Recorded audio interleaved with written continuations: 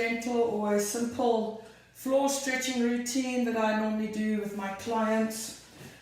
First move we're going to do is we're going to start with a chest stretch. So we're going to take those hands behind our back. You're just going to reach as far back as we can. Just walk your hands gently backwards. Once you feel like you're in a comfortable position, just roll your head back gently. You're just going to hold these stretches for about 15-20 seconds. Some of you may want to hold them for 30 seconds. Then you come back into an upright position, soften the knees. So just sitting nice and comfortably, you may want to cross your legs. Then you go into a tricep extension or a tricep stretch. 3 ways to stretch the tricep. Taking the hand below the elbow if you're not very flexible, just gently pushing that arm backwards. Those of you that have a little bit more flexion, you might want to take the hand up over the head, grab the wrist, gently pull the wrist arm over. Those of you that have got more flexion in the shoulders, you're just going to grab that elbow and just drag the arm across. Just feeling that stretch through the tricep. We're then just going to take the hands behind the back.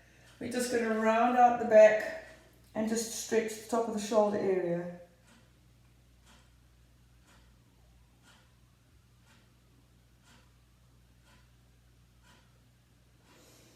Coming up, we're going to go into a butterfly sit. So we're going to bring those feet together.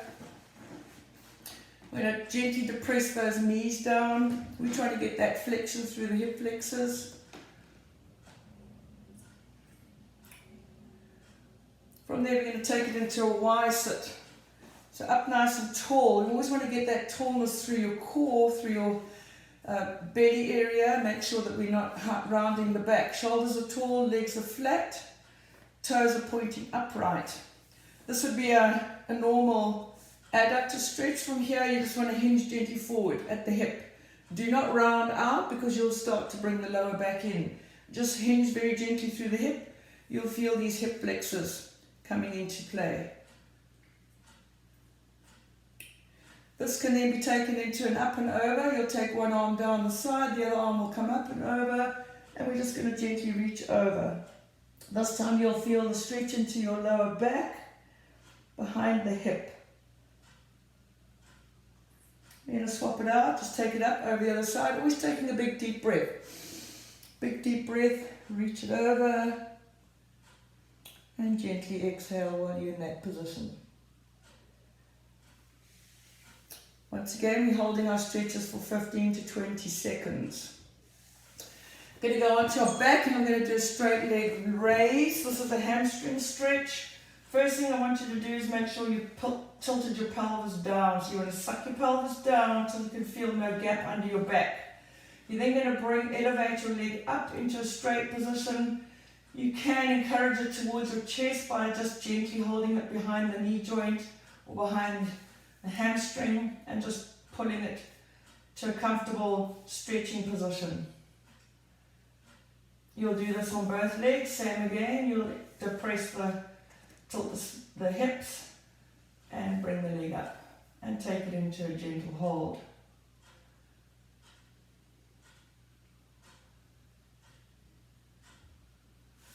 I'm going to go into what I call a 90-90. So we're going to stretch out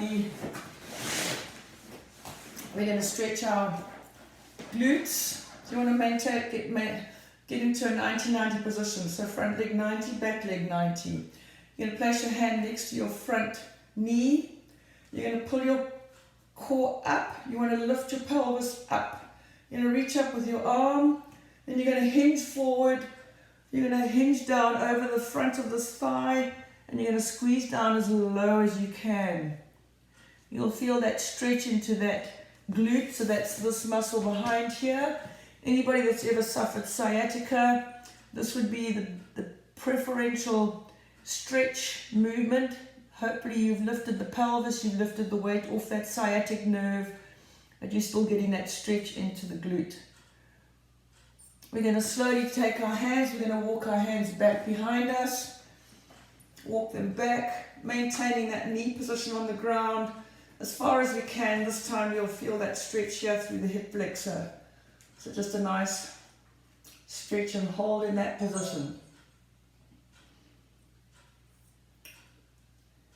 And then you're going to repeat that on the other side. So set yourselves up, 90-90. Okay, up nice and tall. Hand next to your thigh or next to your front knee. You want to stretch up, reach, and then you're going to just reach forward and squash that thoracic chamber down over the thigh and hold.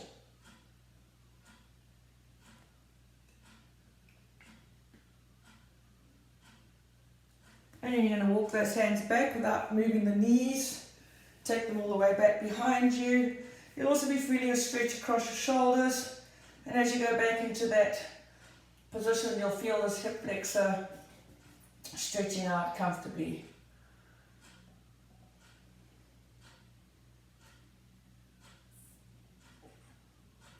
Slowly bringing your hands forward, we're going to go into what I call a gentle upward dog. Just lying on your front.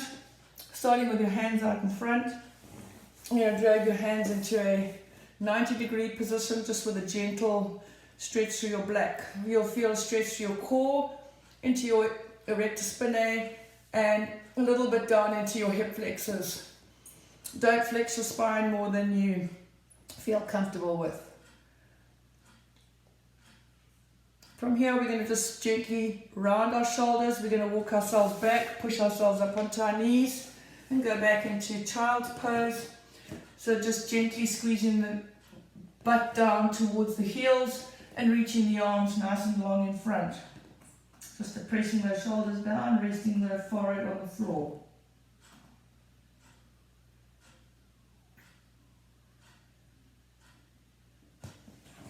Coming up into an all-fours position, you're going to place one hand down on the floor.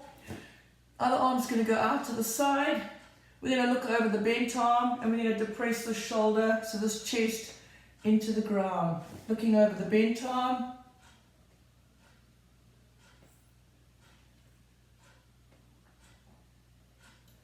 We're going to swap that over, switching it to the other side.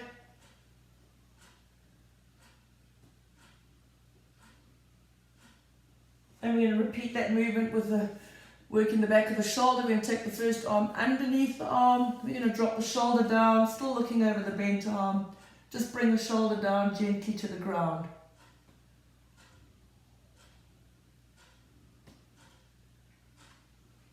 And then swap that out.